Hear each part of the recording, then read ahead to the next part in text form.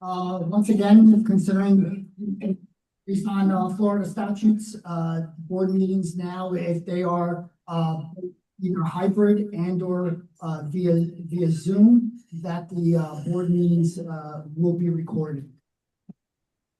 All right, Barbara, can we please do roll call? Yes. Bill Valerio, Here. Alex McCallis. Here. Heskey Barimi, Here. Mark Jara, Here. Denise DeLuise, Here. Rosanna Beneforte, Here. Robert Savali, here. All are present. Great. And on site is Isabella Scott, and Joe from First Services Senior Management is on Zoom as well. Scott, can you please confirm the proof of notice as per Florida Statute 718 has been posted accordingly? Yes, property manager Scott LaFleur, I confirm that the notice of the board meeting was posted at least 48 hours prior to from today's meeting per Florida Statute 718 requirements. Do I have a motion to approve the approval of agenda? I motion the for approval of the agenda. I'll second that. Those in favor? Aye. Aye. Chairs. Oh, you know what? It is here. Are we able to squeeze it in as well on the agenda since the chairs are here? Yeah. Do I have a motion to also include to old business, the discussion around the beach chairs that are behind us here in the Ocean Lounge? I will motion. I'm seconding. Okay, so Scott, we're gonna add that to the agenda. Those in favor? Aye. Okay. All right, do I have a motion to approve the minutes, as written for 7/21/2025 for the directors meeting minutes from last month? I will motion to approve the minutes of the 7/21/2025 Board of Directors meeting. Second. I'll second. Those in favor? Aye. Aye. Denise? Was that an aye from Denise and or? Yes, aye. Got it. Okay, got it. Aye.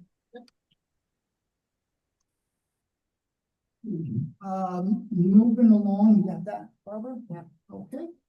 Moving along, we'll go through the officer reports. We'll start with, the president's report for August 2025. Work continues with the elevators. Punch list items remain on the main building elevators with the goal of closing all those punch list items out ahead of the upcoming high season and then shifting focus to the wings. The team is also assessing the speeds of the residential elevators to confirm that they meet the specifications. While residents may not feel much difference between the current 350 feet per minute, the specifications were written for 500 feet per minute. So that's being assessed by TKE as well as our consultants at VDA. Because ultimately we want to ensure that we receive what is being contracted for and paid for. So once again, they're working through the punch list. It's being communicated by the office, which ones are down at what point. Right now, they're currently on elevator number 3, which is the service elevator, working on that during the day and then releasing that in the evening. They're going to continue to work through these 4 in the main area. And we've noted that we are not moving to the wing elevators until the main elevators are completed. The association is also working with the project management team on both the BDA, riser projects, as well as the roof and cooling towers in preparation to go underway for bidding. As always, we never have a dull moment here at PDS. Work also continues with the governing docks. Updates to those docks are being formulated with regards to owner votes from legal, and I think, Scott, we should be receiving that fairly soon, right, in the next couple of days. Last Friday, they told us we should receive them this week. Okay, awesome. So along with the docs and the survey questions, that go along with that for owner votes. We are also going to be, with the anticipated exterior aesthetic enhancements, we'll be bundling everything into the survey for owner voting, just in preparation for the, waterproofing and the exteriors. This will help guide decisions and ensure that we continue to make progress for the association, so stay tuned for more details. One also important reminder, if any issues arise that you feel need to be addressed, please do not direct frustrations in a threatening manner towards our employees. Instead, submit a ticket or notify the office. The same point applies, see something, say something, but that works best when directed to the proper channels so we can address and resolve concerns appropriately. So if there are any concerns, always make note to the office and/or make a ticket. Enjoy the final weeks of the summer, and we look forward to welcoming back our residents this fall. A lot of great activities, so thank you, Jared. Heskey, for the treasurer's report. Hi there. Thank you, Mark. So this is the treasurer's report for August 19, 2025. As of June 30th, 2025, we've had $944,000 in operating cash, $3.38 million in the special assessment account, and $6.26 million in the combined reserves, for a total of $10.58 million.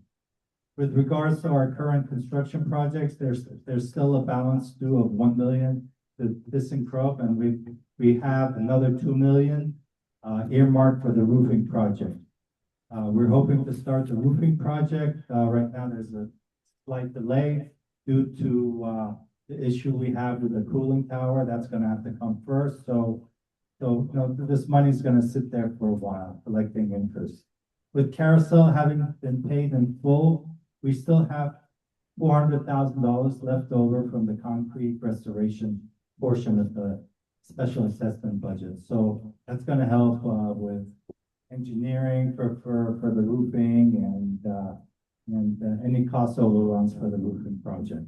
Our Sears and non-Sears reserves are now being kept in separate accounts.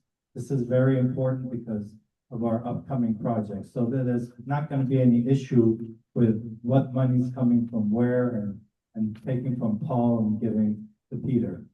So now as of June, we've had a $4.67 million balance for Sears and $1.58 million balance for non-Sears.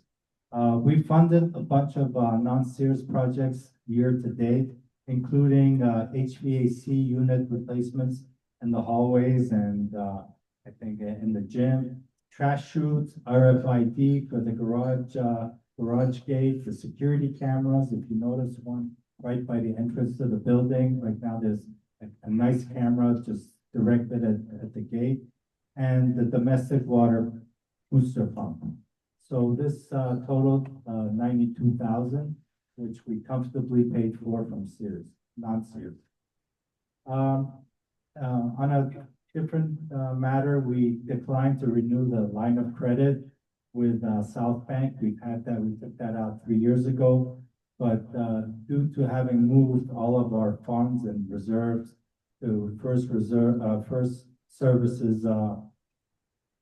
Residential member banks, we weren't in a position to bring any money back there to keep this line of credit alive. So as a result, we declined to renew it, and we'll explore other lines of credit opportunities with our investment bank, Morgan Stanley.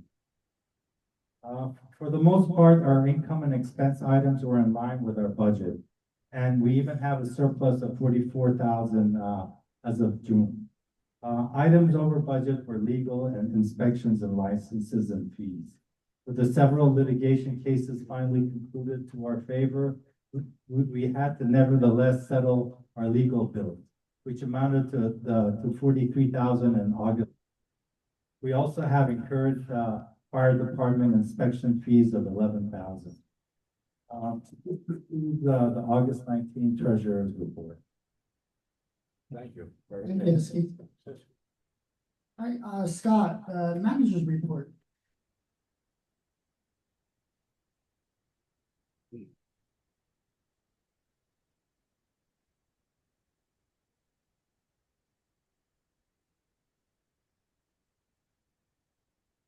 right, thank you, Mark. Some of the items that we've done over the past month since we last met, I believe, on July 21st. Some work down in the lower garage. We pulled out all those carts and the vending machines and we repainted that area down there. You can see the before and after pictures up on the monitors here. Maintenance rebuilt a new cardboard recycle container. We did order a sign to place on there that just needs cardboard only in that box, but that was getting pretty beat up, so they did a good job of building a new one. Daniel cleaned the parking garage floors. He normally does this on sometime between a 6 to an 8 week basis. You can see the machine there on the left, the blue machine, that's what he uses when he's doing the parking garage. Larger mirror was replaced in the lower garage, just the one that was there was pretty tiny and wasn't doing a whole lot for residents, so we put a larger mirror in, and that's about the largest mirror we could fit there without intruding into that loading zone and risk it being knocked off by the male person or anybody else that pulls into that spot. Directional arrows were painted in the lower garage there, you know, turn right as you enter. Please don't turn left because oncoming traffic is coming from that way. And then turning right as you exit the lower garage. We may have went over this last meeting or the meeting before, but I'll do it again. As you're walking out of the lower garage on the left-hand side of the gate, we did install a push button there where you can push that button and it'll open the gate. So you can walk freely out of the gate, whether you're taking your pet for a walk or, you know, with your bicycle or just exiting the building that way. So that's there on the left-hand side of the gate. And then as you were to enter back into the lower garage, we put a fob card reader there. So you can just swipe your fob and it'll open the garage for you. And obviously this is to be used during after hours when that gate is closed. No need to use it during the day when it's open. All the parking bumpers on that lobby level parking garage were repainted and renumbered with the parking space number and guest on there. So those look quite a bit nicer than what they used to look like. Solar panel LED stop sign was installed as you're exiting the property. There, we did order another third one for as we're pulling down into the lower garage, but when we received the stop sign, it didn't have the solar panel with it. So there's been a delay on installing that third stop sign. Sheet metal experts were here. They've been doing a couple things for us. Up on the north parking garage, a couple of the balconies have air intakes from there that go into the ductwork in the parking garage on the lobby level north deck, and that's feeding fresh air into the FP&L vault. Before we had that ductwork replaced, I believe it was at the end of last year, we noticed that there was, during heavy periods of rain, water would come in through that area and drip down into the parking garage. We may not have noticed it lately because there's ductwork there now, so rainwater was probably getting into the ductwork, but now we have these little hoods on there, so that should help prevent any water from coming in. Also up on the main roof, the east elevator mechanical room, you can see on the left-hand side there, that's laying on the ground in the picture, but that was a intake hood that was just all rusted apart. The screen on the bottom was totally deteriorated. That hood, along with a few other hoods on the roofs, screens were deteriorated, and pigeons were nesting in those hoods. So we replaced this one on the east elevator mechanical room. You can see the second picture there, Devon's painting it white. The third picture there, that hood was still in good condition, but we only had to replace the screen on there. So as of now, there was one hood and three screens that were replaced on the main roof, and then we do have a hood on each of the lower roofs that need to replace. So sheet metal is building those for us right now. What we have learned though is, I wish I would have got this picture from Dotson, but now that we've put screens on all those hoods, yes, the pigeons can't nest on there, but he had a picture of about 30 pigeons lined up on our parapet wall, up on the main roof. So we took their nesting home away, but they're hanging out on that parapet wall. So we do have to find it. I'm sure some residents do, yes, but we do have to find a way to get rid of those pigeons on our roof. Yeah, About those fans? possibly. They don't. Guess what? Yeah. I haven't found, I don't even raise my shades anymore because I'm infiltrated with pigeons. They just bombard everywhere. Really? Yeah. Um, Afraid of those things that sparkle. The one pool light that hasn't been working for quite a while, we were finally able to get that replaced. You can see the picture on the right-hand side with it working now.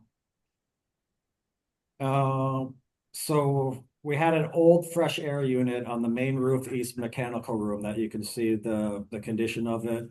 When we had to do waterproofing on that floor in that mechanical room when Carousel was still on site. And this is the condition of that fresh air unit that when we pulled out, and it was just totally deteriorated and a non-working condition once it was removed. That fresh air unit is what's blowing air down the shaft for the common area AC units on the east side of the building. Shoreline was finally able to install the new unit, which you can see here. What the unit should be looking like rather than this. So that's going to be part of preventative maintenance, just, making sure it's clean and staying in good condition. The light bulbs in the main tower and south tower have all been replaced. Bobby is currently working on the north tower bulbs. That should be done this week. And this was one of the agenda items from last month that got approved by the board to change out the bulbs. Good job. Beach storage area, you can kind of see before and after pictures of what the left hand was obviously when everything was over there, and that was even actually Sydney cleaning up a little bit before. But we did remove all floaties, noodles, umbrellas, items that were not folding chairs or boogie boards that was agreed upon at the board meeting last month to still be able to keep there. Items that did have unit numbers, staff did return to the units as a courtesy for the unit owners. And items that did not have a unit number on, we are keeping them stored, I believe, in the arts and crafts room for just another couple of weeks in case if anybody wants to come down and claim their items. They'll be in the arts and crafts room. Coastal Plumbing was on site today to clean out that main drain right at the front entrance of the building. You can see the truck in the background. They have a big, I don't want to call it a power washer, but it's Jet. what? Yeah, it's some sort of jet, and they were able to clear the obstruction in that drain right in front of the building there. They were able to put a camera all the way through down to where it drops down and ties into to the city storm drain.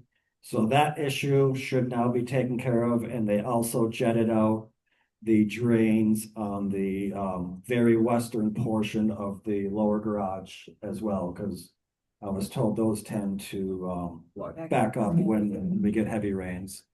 So that should have solved that problem for now.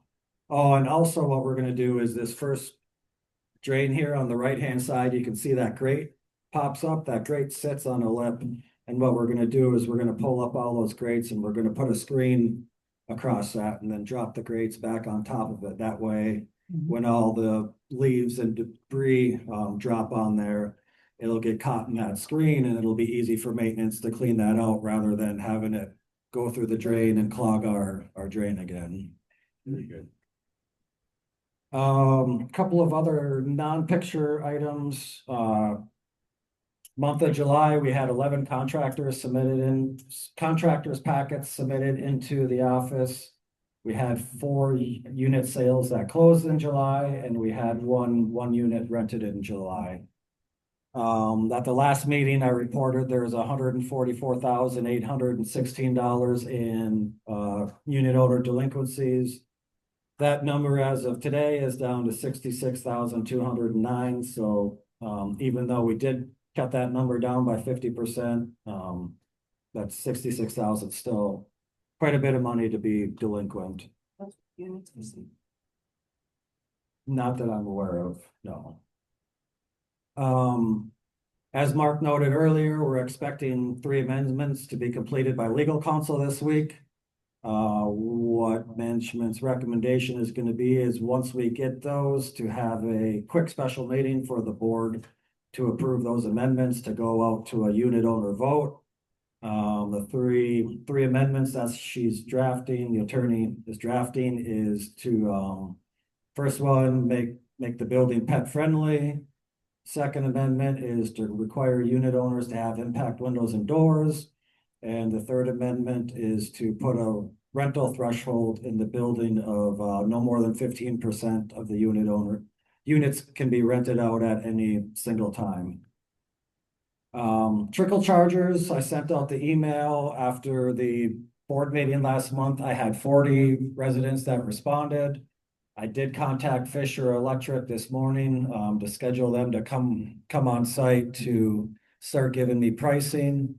I'm not going to bring them to all 40 parking spots, but what I'm going to do is bring them to each different area of the garage, the northwest corner, northeast corner, near the columns, on each Different types. Yes, and that way we'll get a good estimate of what each outlet will cost depending on where your parking space is. And once I have that pricing, I'll reach back out to the owners that showed interest and let them know, and then they can tell me if they're interested in having the trickle charger installed or not. First floor pool door, there has been and currently is the issues with it sometimes not opening properly. So we find that door has finally arrived at the building. Maintenance began painting it today. And once it's painted, the vendor will come back out and install the door and put the hardware on it. So that pool door should be fixed hopefully within the next few days. Sandra Roy of the Insurance and Finance Committee emailed the committee and myself a good article that was in the Sun Sentinel a couple weeks back. And it has to do with Fannie Mae and Freddie Mac. And there's supposed blacklist of condo buildings.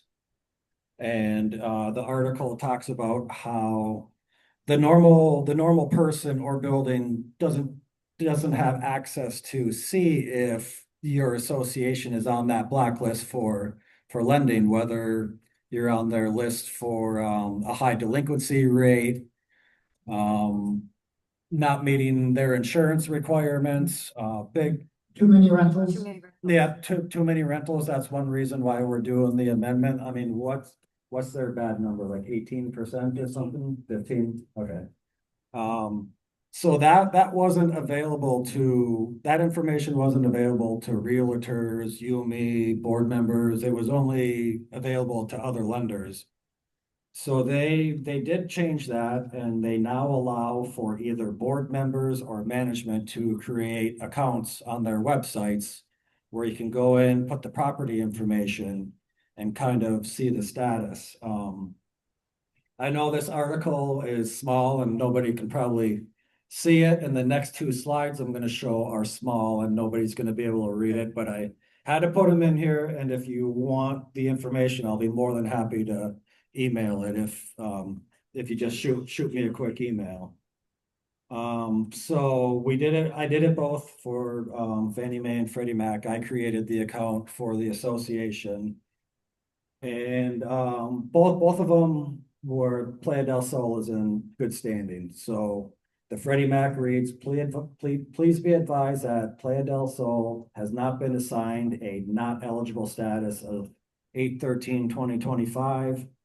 And then also Fannie Mae. Fannie Mae is not aware of any physical, financial, operational condition with this project that does not meet our requirements.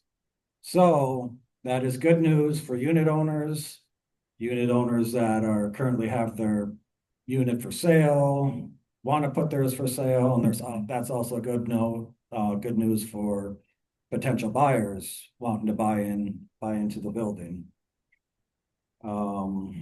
With that concludes my manager's report. Very good. Thank you. Very good. Great information. So thank you, Scott. All right, moving along, to the committee reports. Do we have anything from the documents and rules?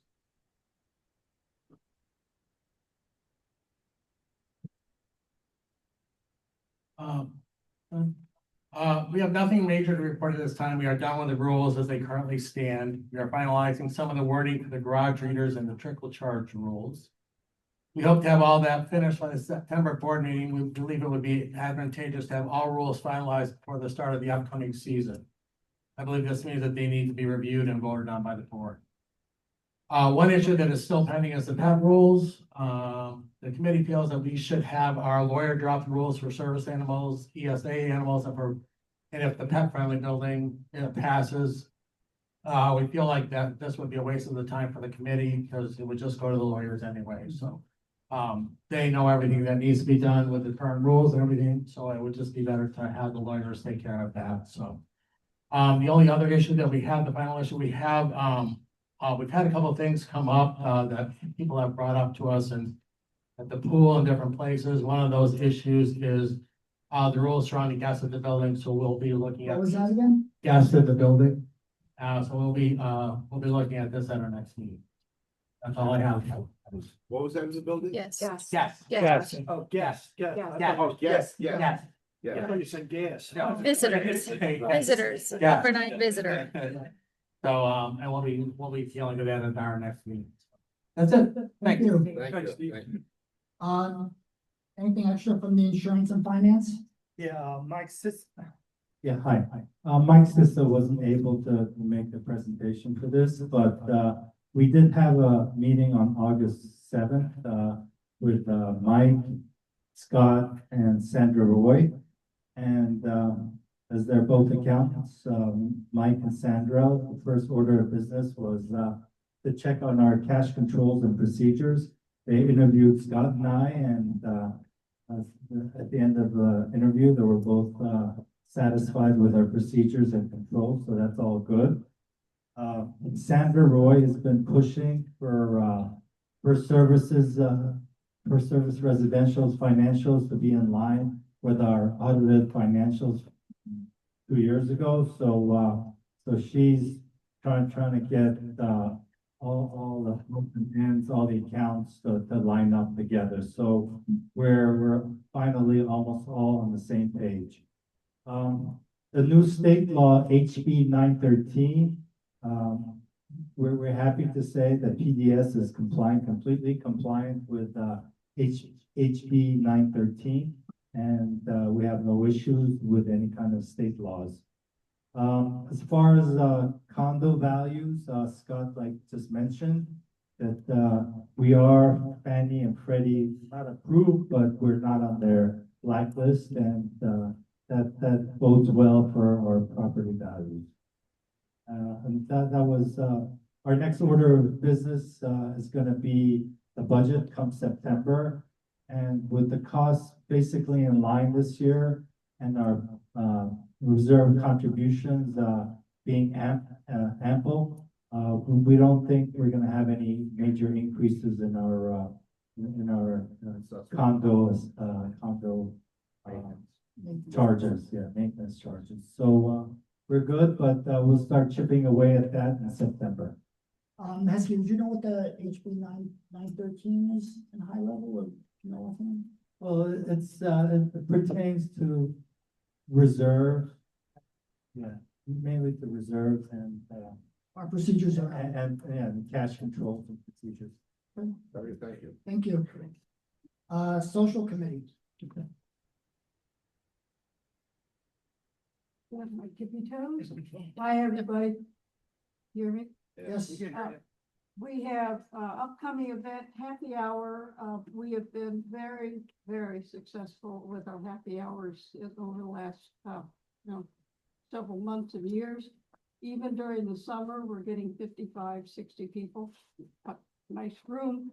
We have an open bar. We have, Alex and Kathy that, and sometimes Reva that do the blackjack. We have 50-50 raffle that people just love. So, things are going well. You're invited to, let the adventure begin, which is, week from Friday night. Mark Jarrah is gonna be one of our guest bartenders, so that was one of you, right? Also, that's open bar, dancing in this area, music, lights, lots of fun. And the next happy hour after that is September 26th, and the theme is a Greek inspiration. We have not done that. Right. New Year's Eve is coming along. We don't have reservations finalized yet. But the entertainment, we have confirmed Lenora J., which a lot of people know. She performs here locally. And I think that I learned last month that she used to work for First Service years ago in a past life. So anyway, she is a very talented singer, performer. She's going to be right over there in the corner, and I think it's going to be a fabulous night. We're on our way with, we have 4 catering recommendations that we've gotten. We're looking at a caterer this year, and not a restaurant caterer, but a caterer. And I think that's going to be fabulous. The sheets are out. We've got these publicized. This is, all of the board of directors is on the front, and on the back is our whole yearly schedule. So people are really finding that this is useful. Heskey, you want to know about finances, don't you? Yes. Well, here. Now we gotta hit you up on that. July financials, we continue to make money with the 50-50, with the raffle, with the blackjack, obviously the money that we have, and we're able to support the open bar, and we get contributions. So that's working well. You can see from here our total assets are about $4,200. So we'll be able to afford that singer that's going to be a little bit more money than what our DJ was last year. And considering she has worked for First Services, I think Joe Schnell is going to be doing a duet with her on New Year's Eve. So. She's a lot of fun. After A couple of drinks, Joe will be singing as well. Yeah, you don't want me singing, Mark. You can use Scott as a fill-in. Yeah, By the way, the extras are up here as thank you. people want to grab them. And Mark, you Yeah, any yeah, questions? Yeah, I do, and thanks for the reminder. You asked Lynn, I think last meeting or the meeting before, about a social committee intro for new residents. Scott and myself sent that off to legal. What they noted was that that is a concern. It does open up for various forms of litigation, as well as being anybody from any committee representing the association would also open up some aspects of coordination with insurance coverage. So they recommended nothing of that, but an idea was that to provide, any of the sheets or calendar items and even contact information when the office works through a welcoming package or discussion, that would be the process, but certainly understanding, legal stance, it kind of makes sense in this day and age. So, thank you. Thank you. All right, old business, considering we have a third one that's been added, let's just continue to go, in order in queue. Major projects, I don't know, Scott, if there's anything extra to add from what I noted or you noted? Yeah, just, I think it's 2 or 3 quick items here. Punch list repairs are still currently taking place on the elevator number 3, and we anticipate these continue through August 29th. Wing elevators are expected to be shut down on September 30th for the beginning of modernization. Again, that's right now as of TK's schedule. And just the last thing I wanted to share was, Broward County has required the association to build a wall in the main elevator mechanical room, and they do not want any other equipment in the same room as your elevator equipment. So this was a requirement by Broward County to have this wall built. There's not a door in the wall yet, but there will be one placed in there. And that was known before the project started, and these expenses were built into the modernization project. And those are the updates I have. Very good. I have a question on the schedule for the wings. Are they anticipating to have the wings out as long as the main tower? No. Now that they're on their bond, I'm just saying. So, as we have learned from the past, it's hard for them to meet deadlines. Their current schedule shows that it should be shorter than what was anticipated for 1, 2, 3, and So 6. the number of floors as well. Yes, correct, because there was less floors for adjusting on, but as we've learned from the past, that we'll see delays on these last 2 elevators. All right, then, Christmas in the hallway. Before you put your Christmas tree there. I'm already ready. That is, Scott? That's it. All right, awesome. Adding back in hurricane procedures, I know, yep, you wanna go? No, I'm sorry, go ahead. Okay. With regards to hurricane procedures, there is a requirement by First Services to, have the association have an outline procedure. Scott provided what is our current policy, for the association for hurricane preparation as a guide. The First Services Residential has provided their recommendations. And the holdup was the point of sustained winds of 46 or 45 miles an hour? 45, yes. 45 miles an hour, which is when they would institute procedures for shutting down.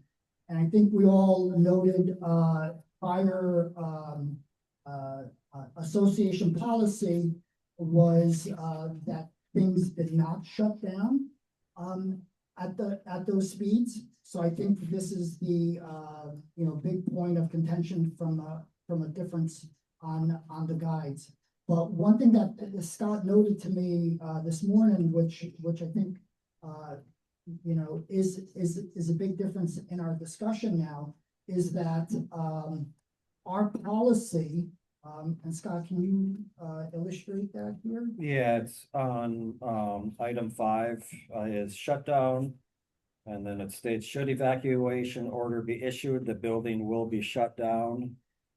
That is Playa del Sol's policy, so that would mean that if evacuation order was announced by Broward 24 hours in advance, that means Playa del Sol's policy should be kicking in and the building should be evacuating 24 hours in advance. With First Services policy, we wait until there's 45-mile-hour sustained winds. Or there was another item such as, the flooding, dangerous flooding, but with first services policy, we would not want to shut the building down until 45-mile-hour sustained winds, which could only be 3 hours, 2, 3, 4 hours before a direct impact to South Florida rather than 24 hours. So the building would still have that extra time for residents to prepare, residents to evacuate before we were to do a shutdown.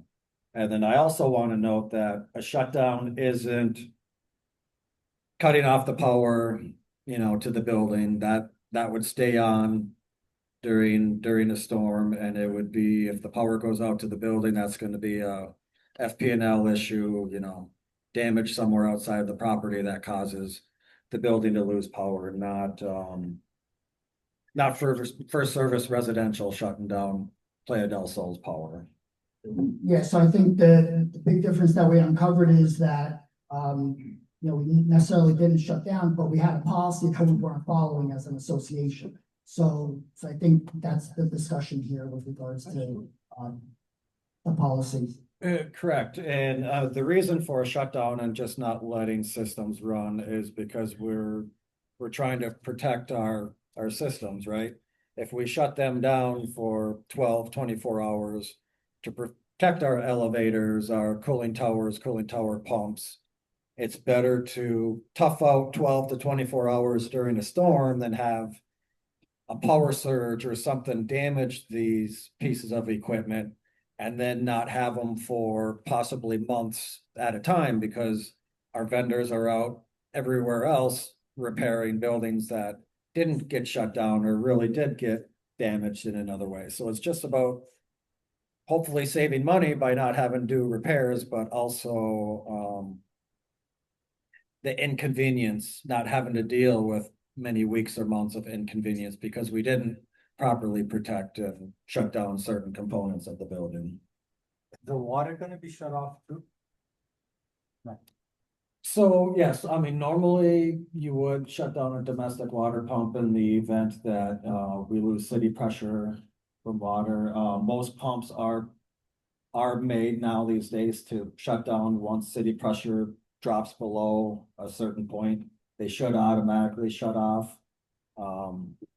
I've been in buildings where we have kept one pump going because normally you have more than one domestic water pump, and I think we have 3 that are there, and they're supposed to alternate, so you don't burn out one pump.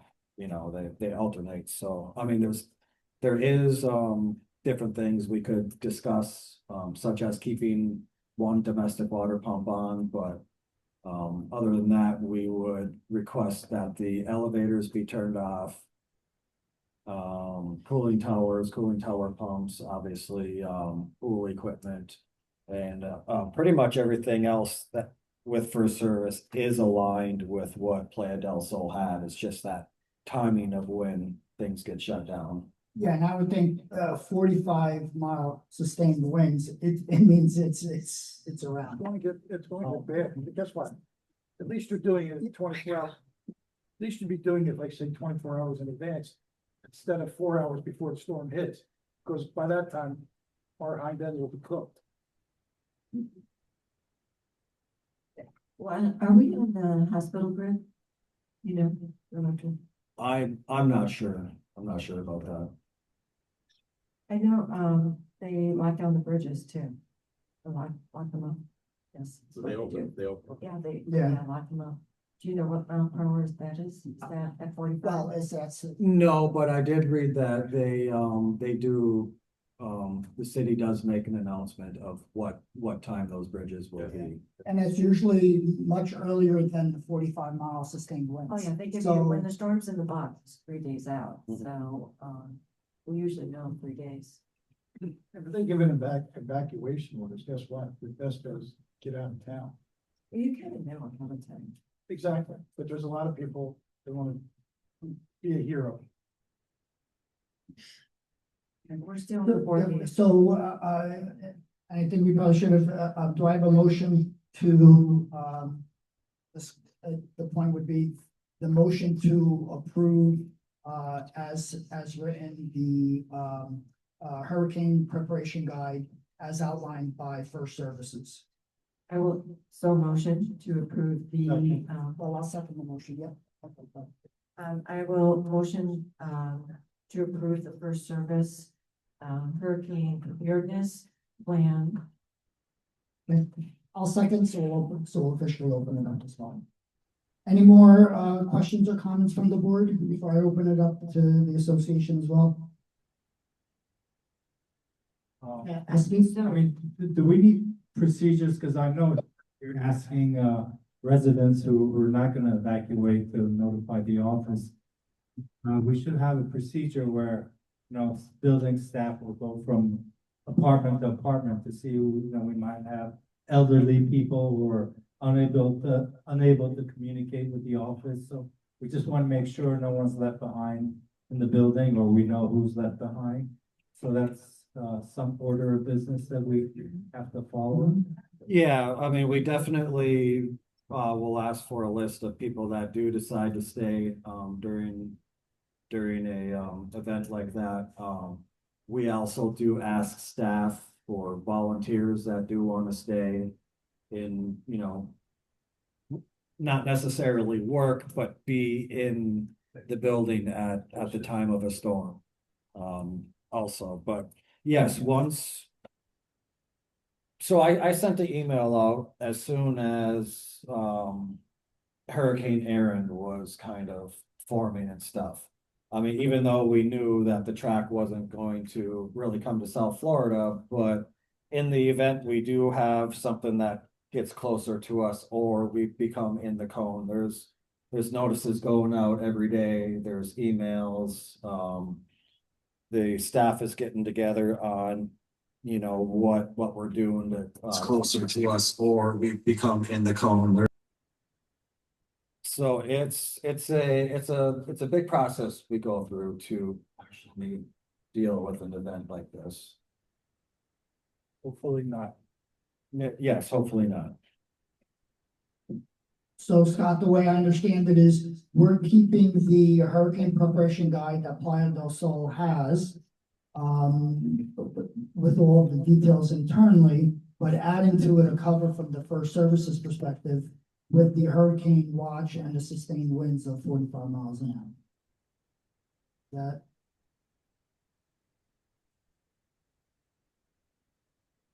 Is that how you're seeing that, Scott? So I'm seeing it as you guys are approving First Service Residential's hurricane procedures here. But yes, I mean, everything else in Playa del Sol is a standard as far as putting pool furniture away, shutting down pool equipment. I mean, that's standard preparations.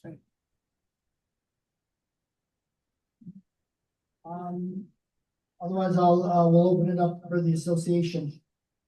I think, Brooke, do you have a comment or question on this?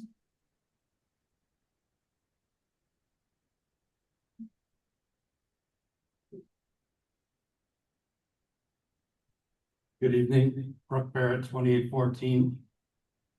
Reflecting on the manager's report slideshow where we showed that one air handling unit that was in such miserable state, I just wonder, it sounds great to isolate the elevator systems and these other systems. I just wonder if we know how to do it and if we're all talking about the same language, because it's one thing to go to your TV and hit the off switch. I've shut it down. There's another layer of protection, which is to reposition switch gear that holds electrical current to an off position. And while I really like what Scott's saying about, yes, being without 12 hours of AC to avoid losing 4 months of AC, having seen things like the aquarium in New Orleans where they had a big tank of diesel, but they never changed the filter, so all the fish died in the big aquarium. In New York under Sandy, they had a similar situation where with a switch that said, okay, I want to protect the generator from having bad fuel go into it. So the switch did a great job and said, okay, we have bad fuel. It protected the motor on the generator, but then the generator that was supposed to get the water out with the pumps failed. So given that I realize we're not as complicated as the aquarium, we're not as complicated as NYU, Langone, I just wondered, looking at the slides you showed tonight, looking at other slides in the past, whether we really understand what that's involved, because I just would hate for us to say now we're protected, but we don't really understand what needed to do it. So that would be my first comment. And my second comment is, earlier we talked about jetting out that drain to the garage. And I'm wondering if we have any contingency as far as putting together a pump, again, that if the water were to fill up in the hurricane in the garage. I just know that people like Victor has a nice car and some other folks have nicer cars, that I'm sure they would rather not be flooded versus flooded. And I think if we start thinking about these things, well, we should have started in May. Thank you. Yeah, thank you. Thank you, Good Brad. point, and I think Scott, doing a mock simulation is gonna work really well considering, for services here, on premises managing. So it would be great for you to obviously to do that mock simulation. What Brooke is talking about, I don't know who Victor is, but I know where my car is. I'm the first car when you come around the corner on the right, and it backs right up. And I have to almost jump into my car, because the water is backs up there. So, I don't know who you can get over to look, to clear that drain. But, when they blow, That was one of the drains that was cleared. clear today? Okay, great. So when they blow that, there's one, person that blows everything to that drain when they, blow the garage. So you might want to check with them about not doing that. Yep. Agreed. Question or comment on the hurricane procedures? Yeah, Jack F. Rains, 1610. Could you publish, well, first of all, tell me now, and then publish something for the rest of the people who live here. What do you recommend we do in terms of our air conditioning if we leave, if we do evacuate? Do we leave the air conditioning on? Do we raise it up? Do we lower it? Turn what's it the off. thing to do? Turn it off? Yeah. I think you should publish that so people know that. Fair enough, thank you. Good point. Thank you. Okay, any other questions or comments online, via Zoom as well? Okay, I have one question. okay. Scott, while we're doing the drains here in South Roger, they dump everything down. It's Mike. There's a lot of, go on. There was a lot of sand and debris. I would have them check, there's some debris over there. You might want to check. Okay,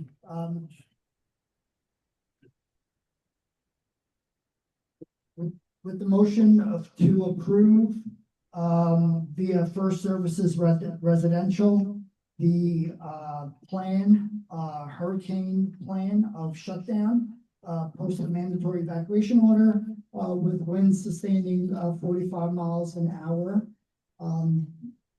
Those in favor? Aye. Aye. Aye.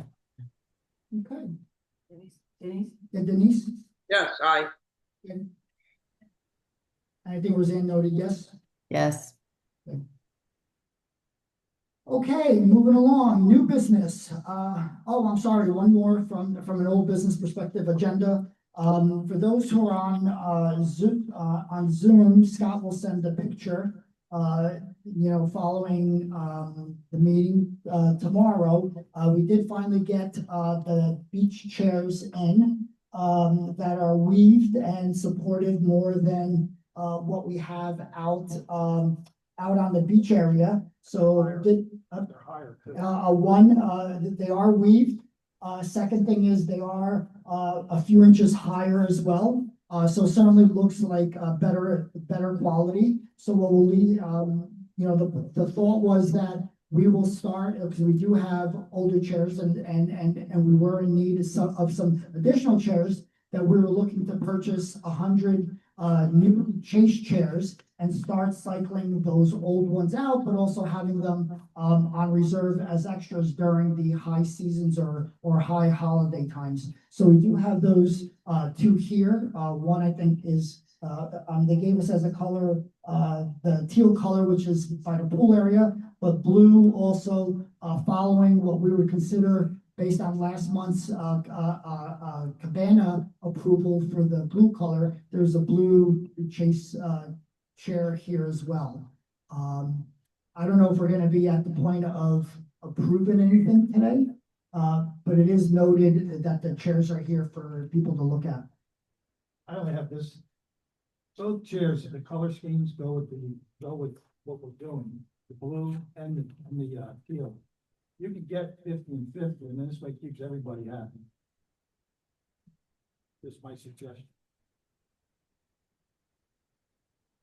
So the block will be the beach, and the field will be in the promenade area? Right. Yeah, I would personally. Can you use the microphone? Yeah, just. Can't hear. But no, doesn't make a difference to me whether they're blue or they're teal. That's the choice of the people. I would think cohesion with the blue cabanas, considering, you know, blue's the style now, so instead of having a mixed pattern. But certainly at least for people to take a look at and, you know, look at the two chairs. Does the bigger chair come in blue as well? They're both the same. They're both the same. They're just, it's just I adjusted. would think that the dark blue because of the fact of the cabanas then. Yeah, I agree. Yeah. Yeah. So, I think just because the other board members just sending out pictures, sending a copy, and then ultimately maybe even some association members, if they had any points, I don't know, if, you know, the white weave with blue, but, you know, just get a check from folks on what the thoughts are, but at least the quality looks to be sturdy for sure. Okay. Even down and want to go up and test them out, go ahead. They're pretty comfortable. So what am I tasked to do? Send pictures of the chairs out to the residents Yeah, if and you wanted also to. try to get whole board member feedback? Yep, Okay. exactly. Put some pictures in the, what you call it, Yeah, in the mailroom as well. Now, room, the elevator. gotta be color. Okay. Moving forward. Just a thought, right? With new business, craft room lockers. Scott, you want to speak to that? Yeah, as the office, prior sent out emails to the building regarding craft room lockers, trying to identify who has what, just because there was a bunch of stuff in lockers that we didn't have identified as, owners using. We were able to clear out a majority of the lockers, but also at the same time realize that some owners do have 2-3 lockers per unit, when we do also have a waiting list for people that is looking to have a locker in the craft room. So the recommendation would be one locker per residential unit. That makes sense. Correct, I agree. So, do I have a motion to approve the craft room lockers to be one per unit? I second that. Okay. And Any questions? then also have the documents and rules committee update the rules and regulations. Yep. Okay. I agree. He's got Good. it. Steve's- Any other questions or comments from the board before we? And the rest of them go on the waiting list, whoever is interested. Yeah, and then. Whatever lockers are available, they go on the list, and whoever wants them, they can get them. Yep, Very good. exactly. Any questions from We'll the give them like 2 weeks. association members on that? Yep, we have one here. Oh, and this one. Hello, good evening. Brooke Bear, 2814. So I recently, I think I even shared this email with some board members or Scott, but several years ago, I requested a craft room locker. I was told that there weren't any available. I then requested the list of that was to kept how they tracked it. It seemed universally agreed, and I realized Donna Berger could probably play with words here, but it seemed largely agreed that at that point in time, when I was denied my specific request for a vacant locker, that there was no waiting list. And so for several years, I've been waiting for a locker in the middle section. And again, this is where I think our rules, and I've tried to establish a dialogue with the rules committee, is it all sounds good to say, okay, one locker per person. But how does somebody like me then get onto the list to try to get a middle locker, so I don't have to either reach all the way to the top, reach all the way to the bottom, which was the final solution for us.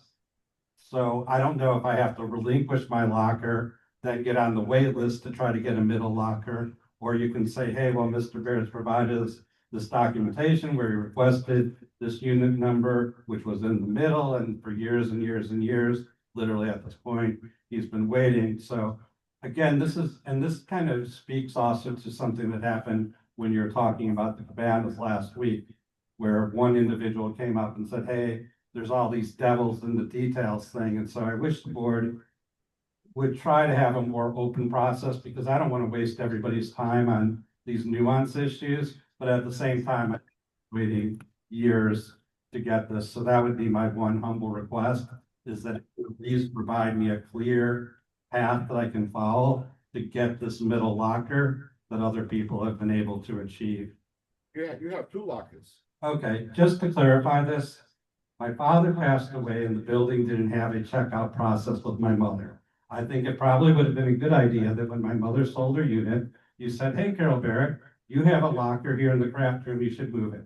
So in the meantime, once I was notified that we still had this locker, I didn't just drop everything else in life, because like you have doctor's appointments, this, that, and the other.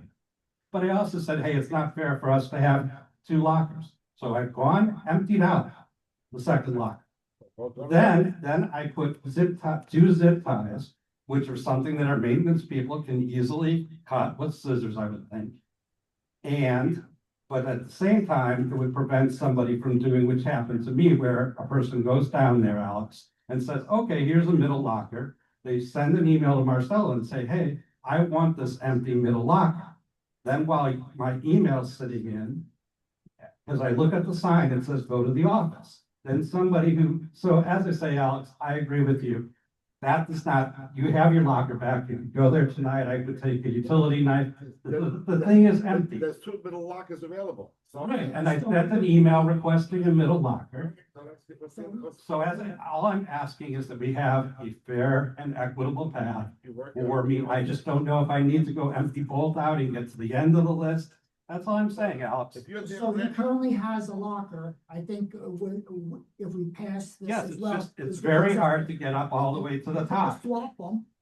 Yeah, just And then I would drop the one locker. Number 9 or number 10. That's all. And I there's think no we other should have a request. checkout process when a person moves out, which would Agreed, avoid this whole agreed. thing of the And thing. that's with all the And other. as I say, I was aspects. more than Cabana as happy, well. I mean, I took a picture of when I zip tied that, so the locker's empty except for one box, and on the box I put, if you want this locker assigned, you should go through the office. Okay, folks? Very good. Which is all I asked for 7 years Well, ago. well, the office will reach out to you tomorrow about this. Okay. That was easy. Okay, those in favor And if of, I die, my stuff's gonna be in the locker, and I don't know how. I'll take care of your stuff if you die. Don't worry about it.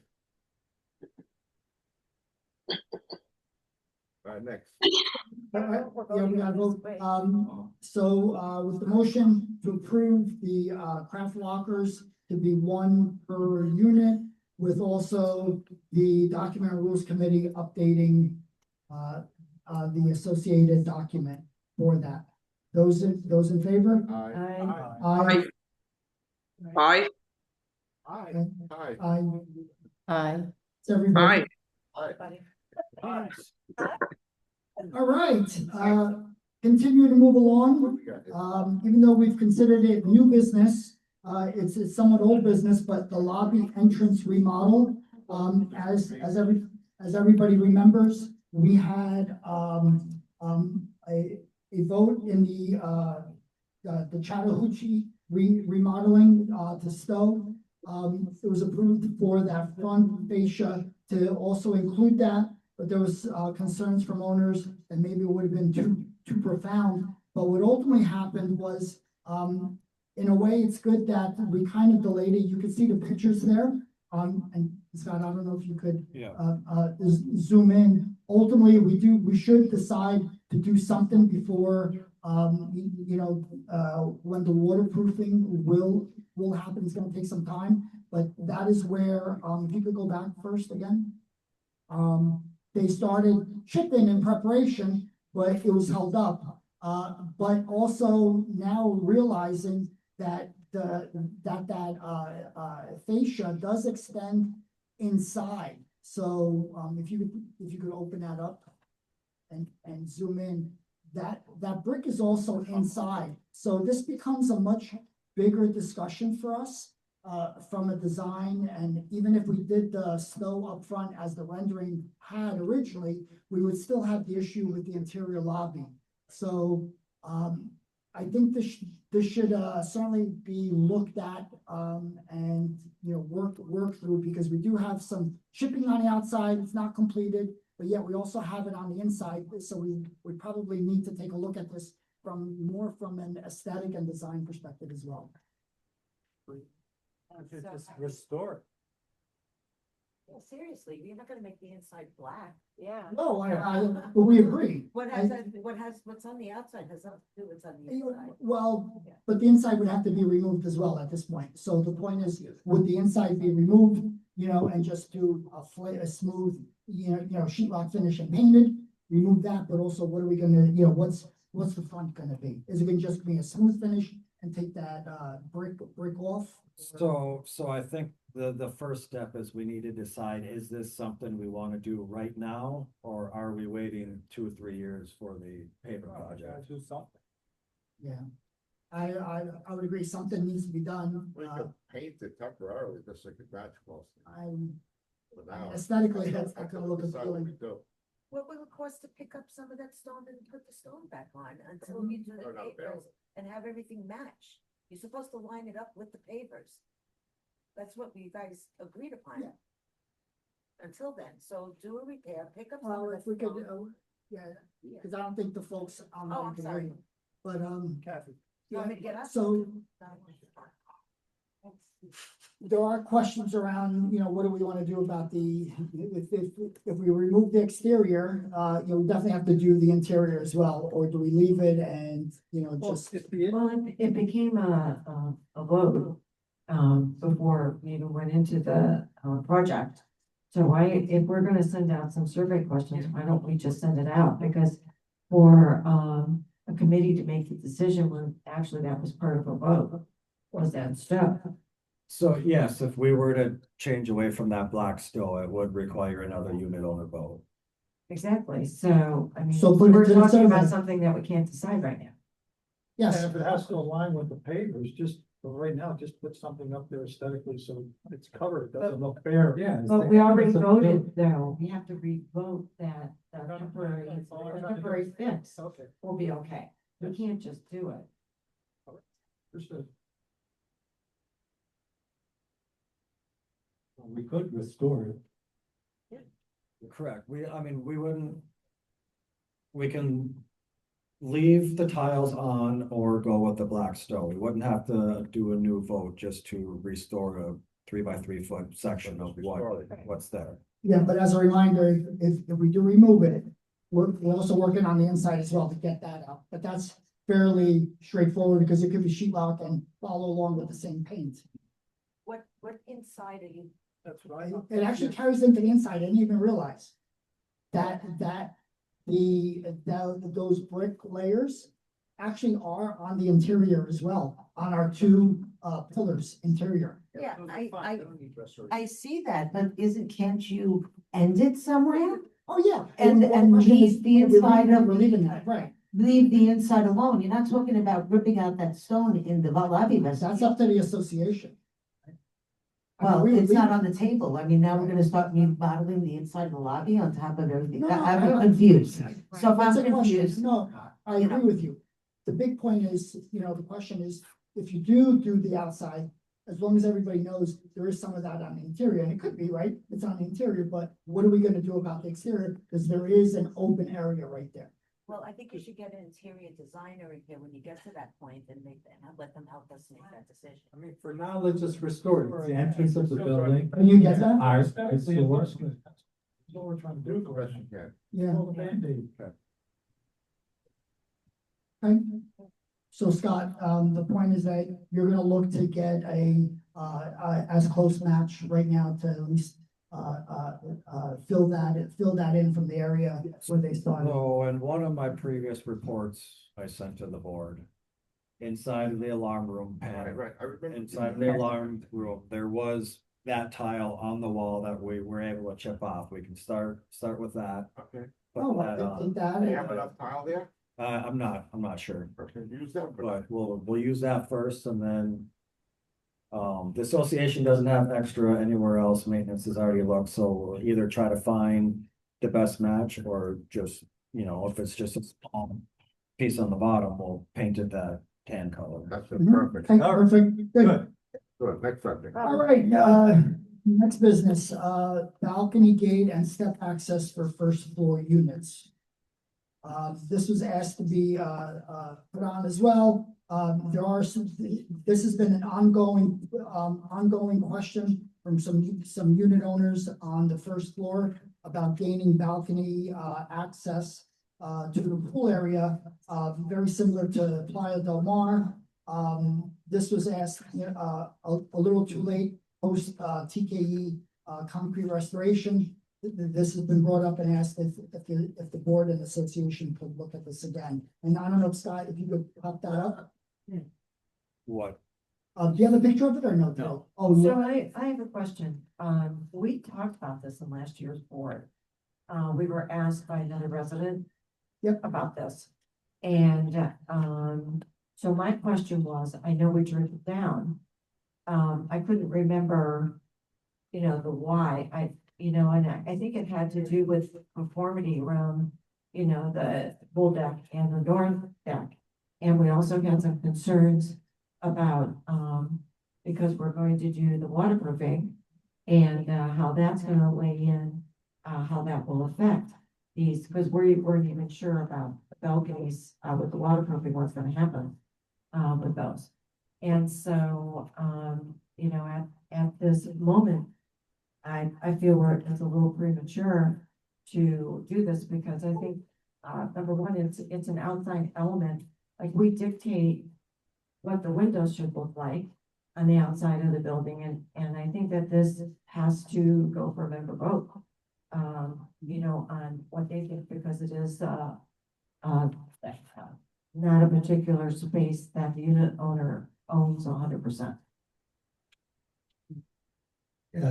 Yeah, I'm also concerned that, once you give them access to the balcony, then gradually they'll start placing chairs right outside their balcony. They're gonna close off a little space around their balcony, put some planters, keep people out, they're gonna start expanding into the pool deck. So, The other we might be concern, opening up another issue. the other concern was pets. We're not allowed to do that. Are we allowed to do that stuff today? Put No. things We're up, still having. start doing it, Sorry. skate out there. Just let us, talk. So we did have an additional concern about pets too. That, the people would just go out their balcony door and walk across the pool deck, and pets are not allowed on the pool deck. I know that was part of the discussion last year's board. So, I guess that we talk about it again. Because I do think it has to go for a vote. Yeah, and I guess the question would be, considering we're putting the survey together, whether that would be able, is there ample time to at least put it on there from the survey perspective? Right. So, any more questions? Because we'll open it up for the association as well. Yep. I could reach out to Playa Del Mar too and just get feedback on theirs if they see that it works or if they see that there's issues as well, so I can contact Victor. Yeah. Yep.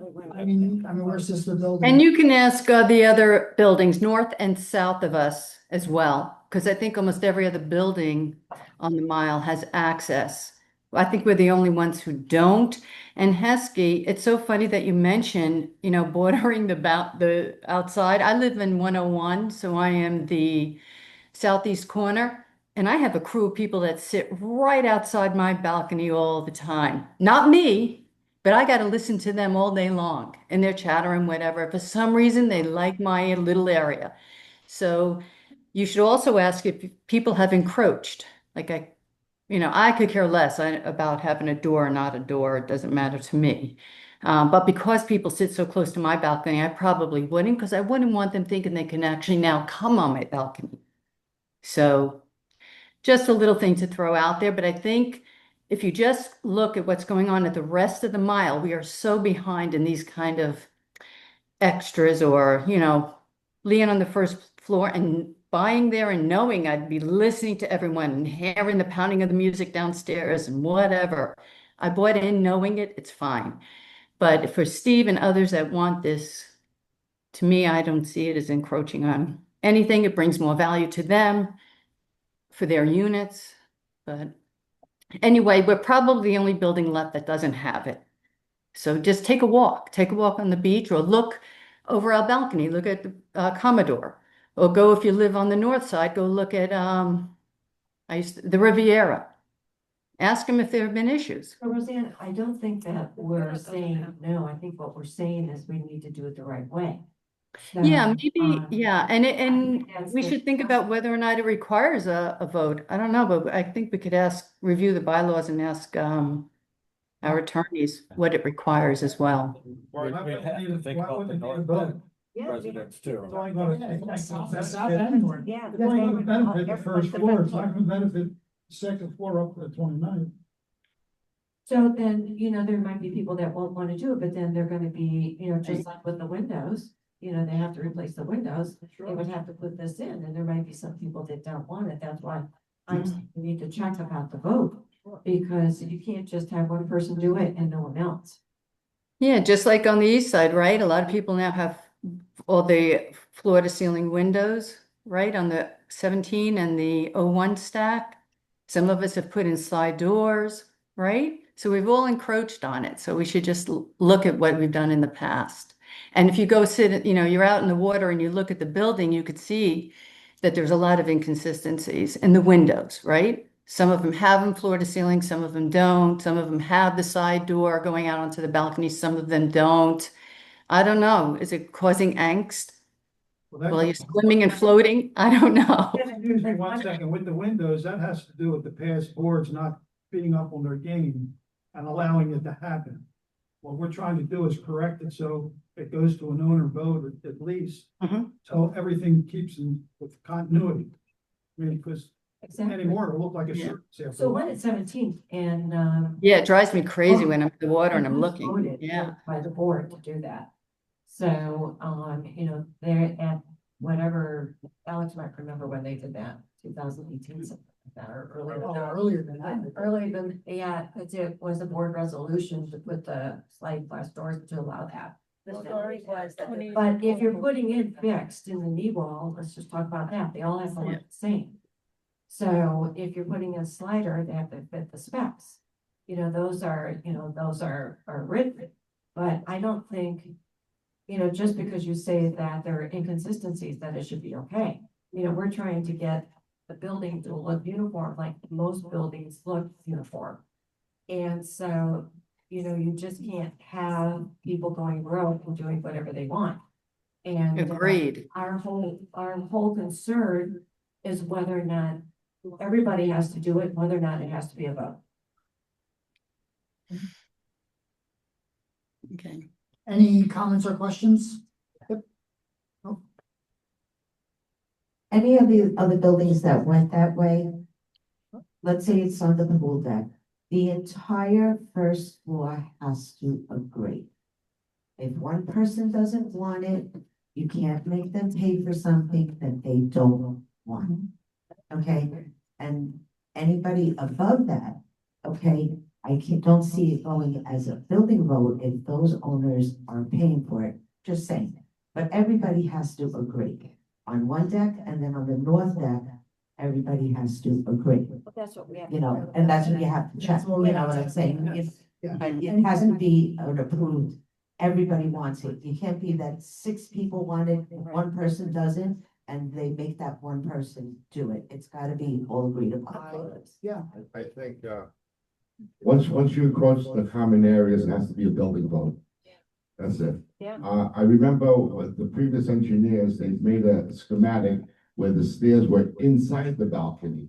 So right. they would cut a notch inside the balcony, and then they would leave into the common area. But we're talking a lot of money here. We're not talking, cutting the slab, putting 2 steps, stepping down, and it's level with the outside.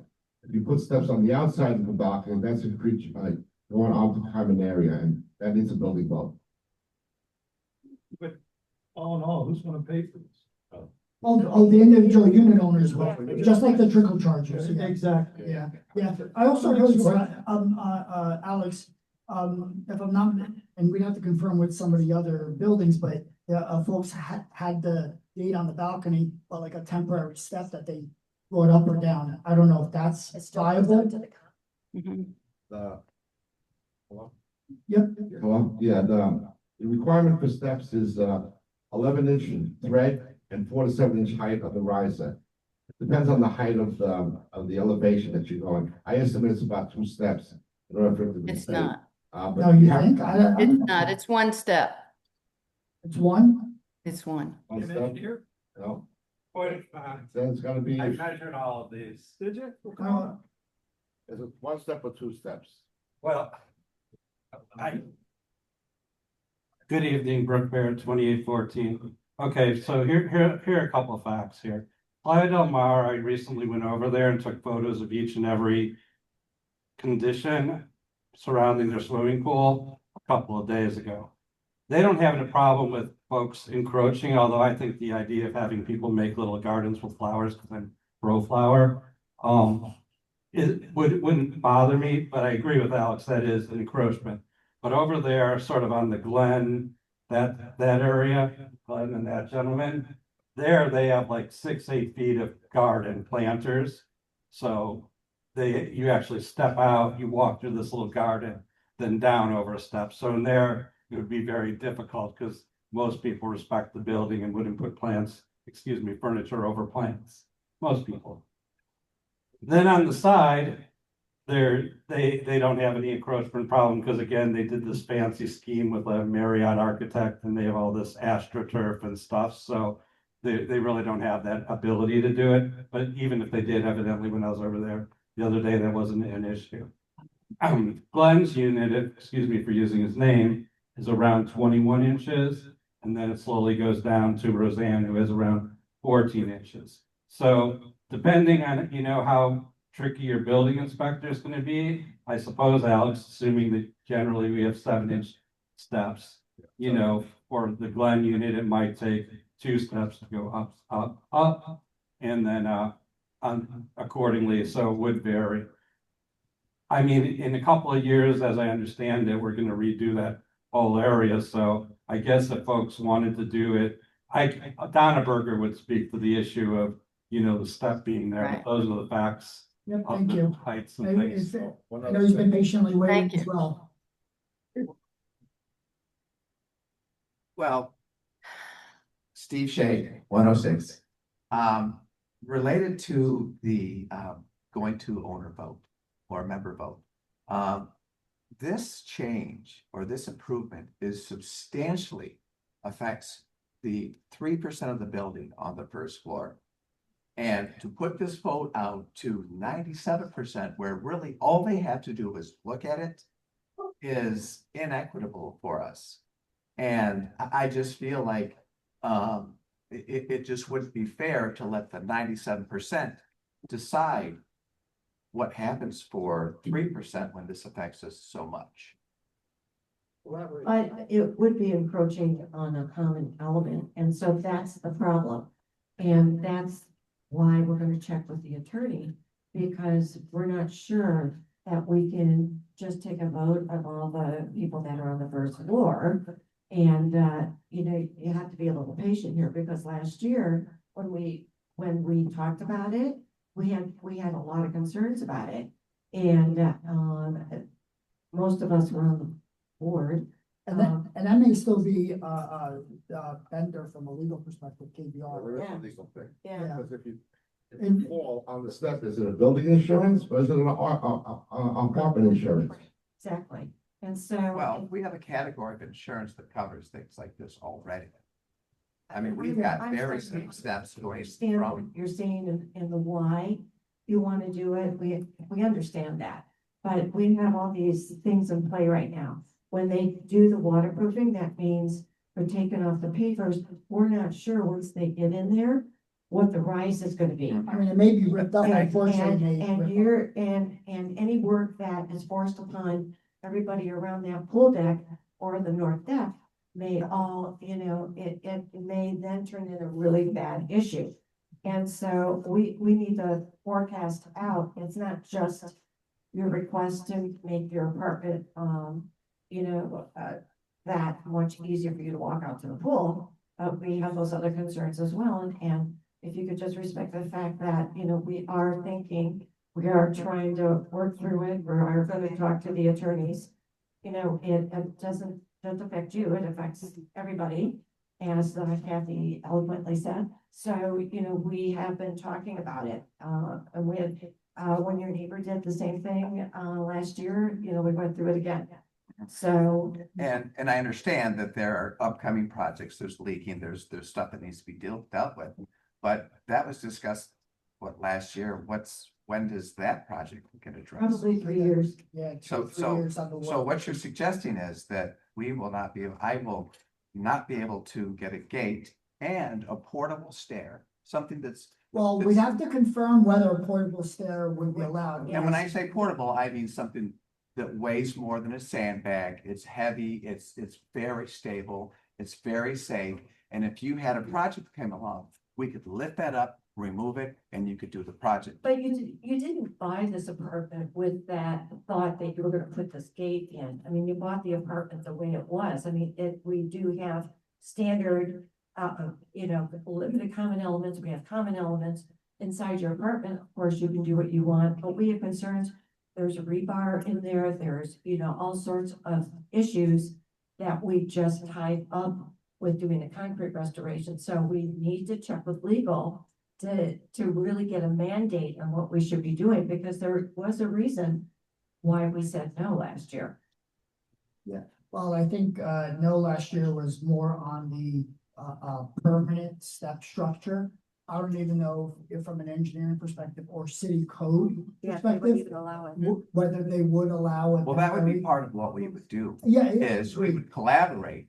You would give us the approval to move forward with this project. We would collaborate on a consistent design that looks great for everybody. It's safe, it's code compliant. And the objective would be to have a step that could be removed very easily, but yet was very safe in, heavy weather and stuff like that.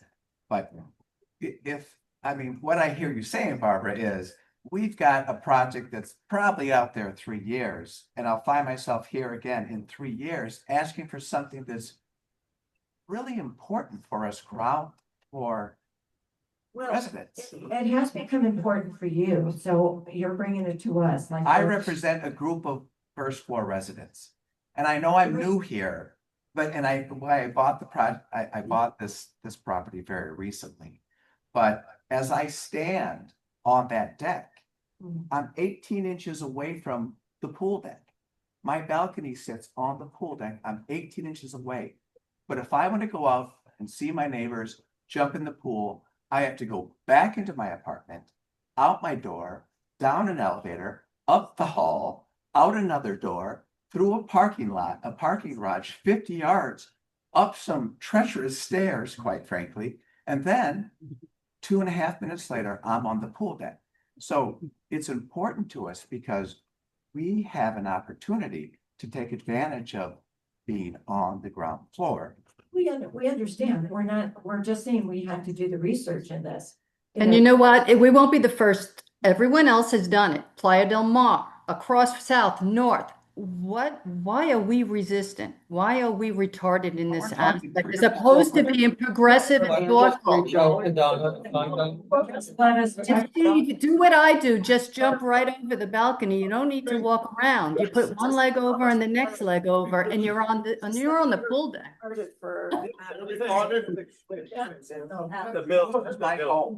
Cooler heads prevail. Yeah. Why don't we just pull it down a little bit? Let's talk, we're all 3 times 7. I think the whole point is, I think the first step would be to ask, legal counsel on whether this constitutes an owner vote or it winds up being something that the first floor could agree or disagree on, and who pays, if they do disagree, does that kibosh it as well? So I think it is a legal question initially to start. And I think, I personally, if I lived on the first floor, I would love that option. personally. Every one of us would. There's nobody who would say, I I don't don't want think, a gate. I don't deny it. I think there's a lot of value for the building, so I may be swayed another way on it. But I think the point for the board is to really, the first step is to confirm from a legal aspect. Right, exactly. Because I think that's the biggest question. Okay, legal aspect. So what do we think that the other buildings, all the other buildings up and down? I mean, what legal issues? We still have to do our. Is there a compliance Yeah, issue that we're the concerned about? unfortunate thing, well, You worry about what your neighbors think. I don't care what my neighbors do. I only care what happens in this building. So, I'm not trying to be narrow-minded. But there again, you're talking about permanent steps. You want to put the permanent steps on a I'm common not area. talking about permanent steps. There's I'm removable, willing to. well, they're removable, but you just can't, they're gonna be heavy enough, that you can't take them in at the end of the night and put them on your balcony. They're gonna remain on the common area. So what we're saying is, let's just check with the attorneys, because guess what? Attorneys run the world. And insurance And I understand that, and I respect that. Let's just I take, respect that. let's just take the road of least resistance. Check it. and that's fairly quick. I mean, based on board approval, it's a matter of myself and or, Scott shooting an email to our legal counsel. So let's go through those steps, but I don't think it's appropriate to tell us that we can't do this because we have a project in mind that's probably out 3 or 4 years. We can do something even short term. Not privy to everything. By the way, we had probes done. We had Epic Engineering come here. We looked underneath the balcony. There's a problem underneath all the balconies. There's an expansion joint that runs around the perimeter of the wall. Barbara was there. And the problem that we're having is the water seeping underneath the balconies and going down to the garage. The solution that we're coming up with is to do a counterflash around the whole perimeter of the balcony. So these are the things that Epic is involved in that have to be addressed. So there's more to it than, there's an expansion joint underneath your balcony, which is a bad design, but that's the way the building is. On Playa del Mar, they also put a handicap ramp where our staircases, the 2 steps, that's something that has to be addressed too. So there's a whole project that has to be done in that whole pool area, and this would be one of the items that could be added or not added. So that's the way it's gonna be. That's where I think it's gonna. I mean, theoretically, if you had a gate there or, a gate that opens up into the pool deck with a stair that sort of unfolds as the gate opens. And then, as you close the gate, the stairs pull back up again. I don't see, that being an approach. Probably. Right. I think- We've thought about that Yeah. as well. Yeah, but that's, They could design something legal is like gonna be the first stance on, how does it get approved or voted on? And maybe they just have to sign a waiver or something that, holds us harmless. And that could be part of it also. Right. Yeah, I mean, if you can understand, it's our responsibility to do this, it's not like we're saying, oh, don't come to us with this. That's not the point. You can hear us, we've thought about it. Been up before, this came up. Yeah, and that's the point why we added it, because it continues to come up and certainly have some direction now to really, move it one way or the The other. way they want to cut the. All right. Yes. Thank you. Thanks for your time. Yes, Brooke, one more. Brooke, you going 3 for 3? I'll share this experience I had in Seattle. I dealt with a lot of condos and roof projects there, and also a lot of folks who did very well at Microsoft. And so it wasn't uncommon that we saw homeowners who wanted to do things like that, particularly folks who lived in the penthouse units. And so like one fellow wanted a very large stove, which required a large exhaust hood. So what they did is they said, basically, we're gonna allow you to put that hole through the roof, but for the next 50 years, you're going to be responsible for the added cost with it. So I think that may be the nice point here, is if somebody wants to go put their step in, and they can do it in a code compliant way, and they can do it with the structural engineer's blessing, and they can do it with Alex, Kathy, and everybody else's blessing, then go ahead and do it, but you're gonna be responsible for that. So that maybe mean that you pay that money today, you enjoy it, then, you know, we're gonna all be miserable during the pool weatherproofing, waterproofing project, and then you're gonna have to pay again. And so again, this goes with my saying earlier, is the devil's in the details. We really do need to think about that, so that, you know, because again, if you have somebody says, hey, I don't want to go pay for it twice, then you have this asymmetric thing. So, you know, you want to have that long-term perspective for the people on the other floors. Thank you.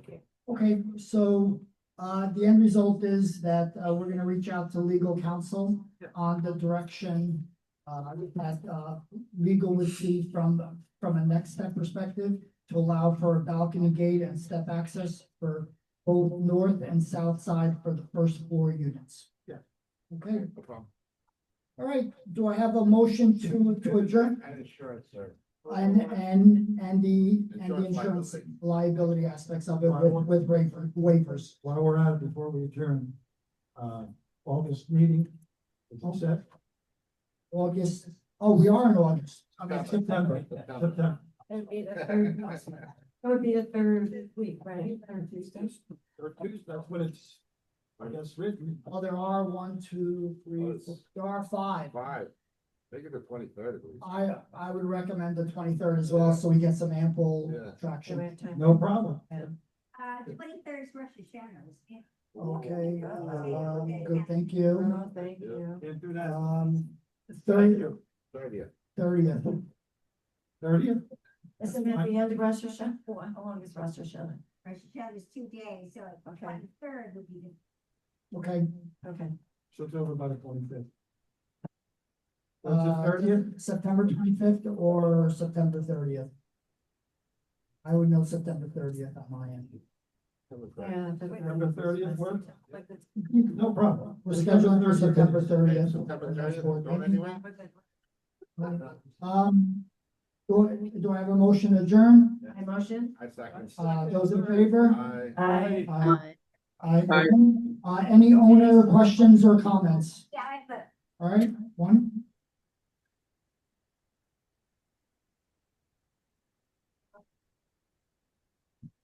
couple of issues. Nancy Efrain, 1610.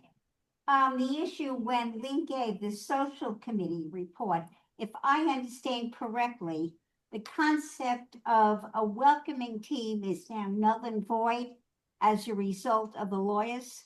Yes, All right, I lived in a complex before I came here, managed by First Residential. We had a welcoming team. How do we know another lawyer? I mean, I don't understand what the lawyers are objecting to by welcoming people. I think it's a yeah, nice thing. so the unfortunate aspect of what we live in, it is becoming more litigious.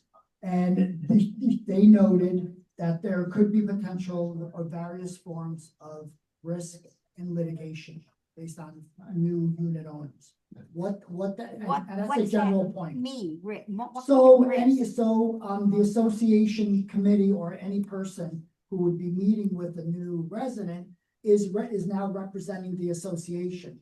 If they represent in any bad form or way, and that could be whether accidental or on purpose from a discriminatory perspective, provides legal issues from a litigation perspective.